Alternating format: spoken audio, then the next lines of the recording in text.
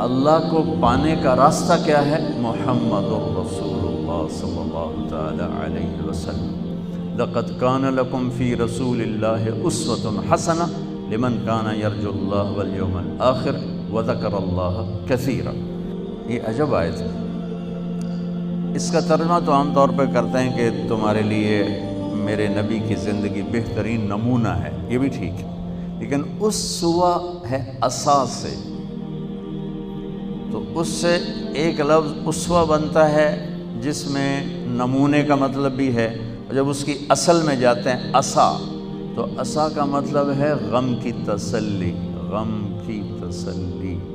آج پوری دنیا جو دکھوں میں اور غموں میں ہے، تو میرا اللہ پیغام دے رہا ہے میرے نبی کی زندگی اختیار کرو، اللہ تمہارے سارے غم دور کر دے گا۔ پیسہ آنے سے دور نہیں ہوتے، بہت بڑا تم فرید صاحب کی طرح وی سی بن جاؤ، اس سے دکھ درد دور نہیں ہوتے۔ یہ اللہ کے رسول کے در پر جھکنے سے کیا خوبصورت ہے۔ لقد بات ہے ہی یہی اور ہے ہی نہیں، لقد کان لکم، اور اللہ تعالیٰ کہہ رہا ہے یہ صرف تمہارے لیے میں کہہ رہا ہوں، اسپیشل تمہیں کہہ رہا ہوں کہ میرے نبی کی زندگی اپناؤ، تمہارے غموں کی تسلی، لفظ اسوہ، تمہارے غموں کی تسلی، تمہارے دکھ درد دور ہوں، چونکہ جب تم میرے نبی کے طریقے پر آؤ گے میں تم سے پیار کروں گا، اور جب میں تم سے پیار کروں گا تو تمہارے راستے کھولوں گا۔ حسنۃ، حسنۃ، انسان خوبصورتی کو پسند کرتا ہے، حسن پرست ہے اور خوبصورتی کی طرف کھنچتا ہے۔ معصوم بچے کو بھی مسکرا کے دیکھو تو وہ بھی مسکراتا ہے، آنکھیں دکھاؤ تو وہ روتا ہے۔ انسان کے اندر حسن پرستی ہے، تو باقی ہر حسن زائل ہو جاتا ہے، میرے نبی کے زندگی والا حسن ہمیشہ بڑھتا رہتا ہے۔ تو اسوۃ حسنۃ، تمہارے لیے میرے نبی کی زندگی سب سے خوبصورت نمونہ ہے۔ اس لیے اللہ نے اپنے حبیب کو بنایا بھی خوبصورت۔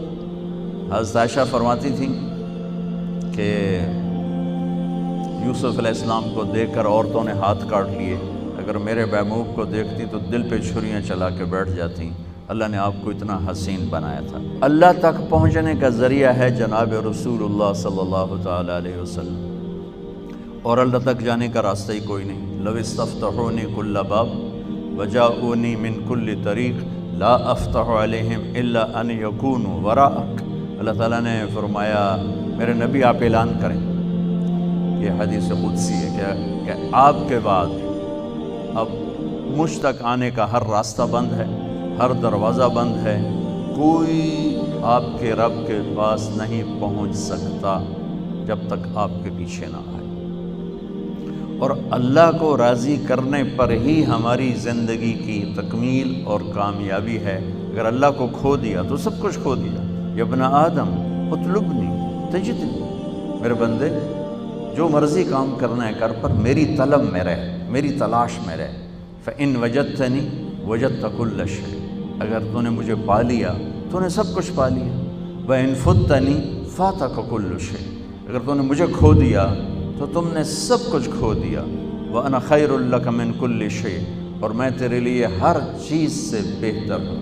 وَرِضْوَانٌ مِّنَ اللَّهِ أَكْبَرُ، اور اللہ کا راضی ہو جانا سب سے بڑی دولت۔ یا ابن آدم لی علیک فریضہ وَلَكَ عَلَيَّ رِزْقُ، میرے بندے ایک کام میرے ذمہ ہے تجھے روٹی کھلانا، ایک کام تیرے ذمہ ہے اپنے رب کی اطاعت کر کے چلنا۔ یہ اللہ کو پا لینا ہماری معراج ہے، ہماری کامیابی ہے، ہمارا آنے کا مقصد پورا ہو گیا۔